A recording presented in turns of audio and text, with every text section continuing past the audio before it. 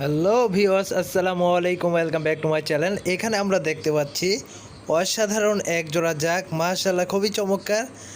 আমরা অনেকেই এরকম সুন্দর সুন্দর কবুতরগুলো খুবই পছন্দ করে থাকি, যেমন জাক, ঝর্ণা শাটিং শাটিং, তারপর রয়েছে হুমা, তারপর রয়েছে বিভিন্ন প্রজাতির কবুতর, সবুজ গলা, গিরিবাজ কবুতর এবং কি নানান প্রজাতির কবুতর আমরা অনেকে পছন্দ করে থাকি।